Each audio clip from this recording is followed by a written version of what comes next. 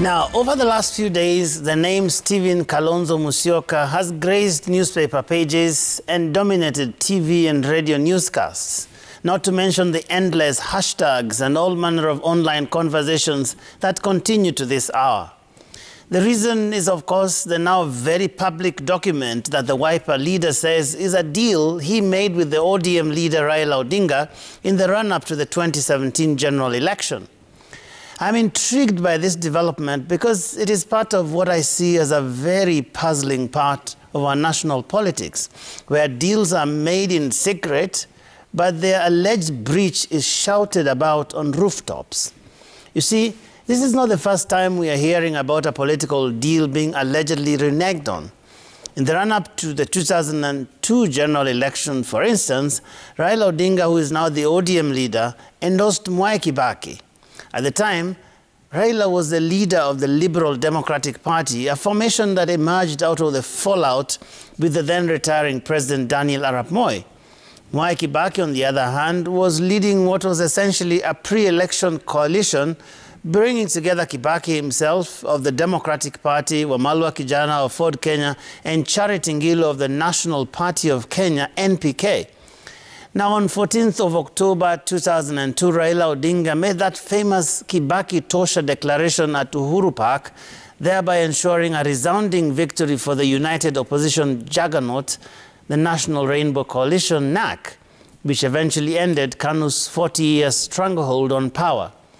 Soon, talk emerged that part of the deal between Raila and Kibaki was that the constitution would be changed within the first 100 days of their administration, and in their position of prime minister would be created, and that position would be occupied by Raila Odinga.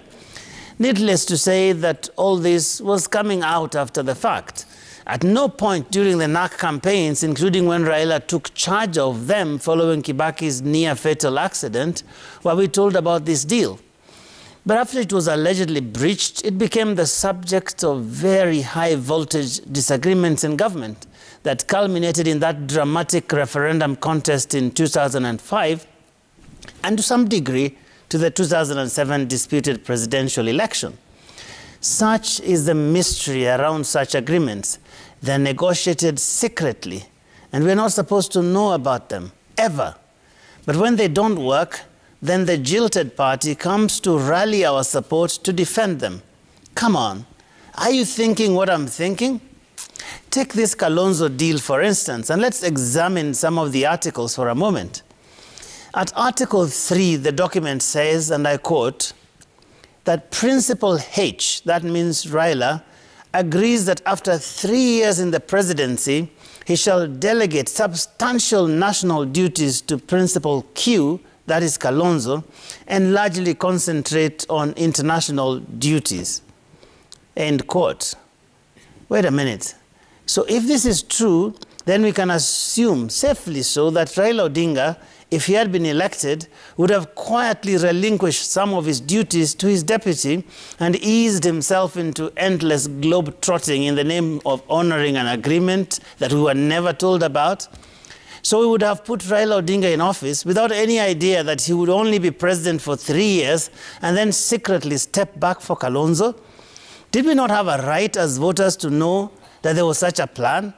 After all, they would have been in office on the strength of our votes, no? But it gets more ridiculous. Listen to what Article 4 says.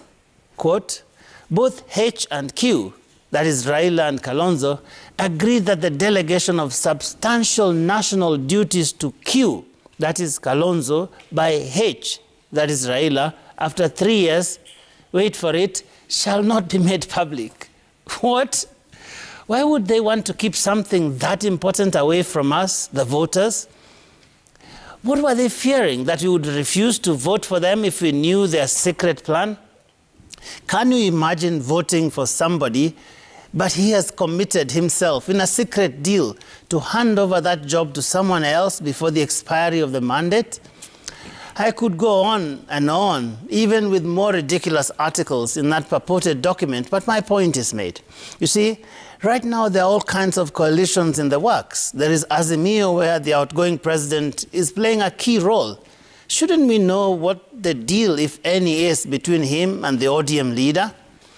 What about Kenya Kwanza? What's the real deal between William Ruto and Musalia Mudavadi?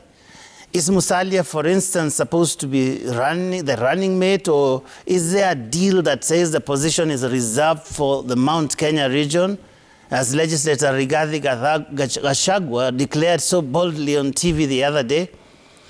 What other dirty tricks are lurking beneath the veneer of these seemingly harmonious coalitions?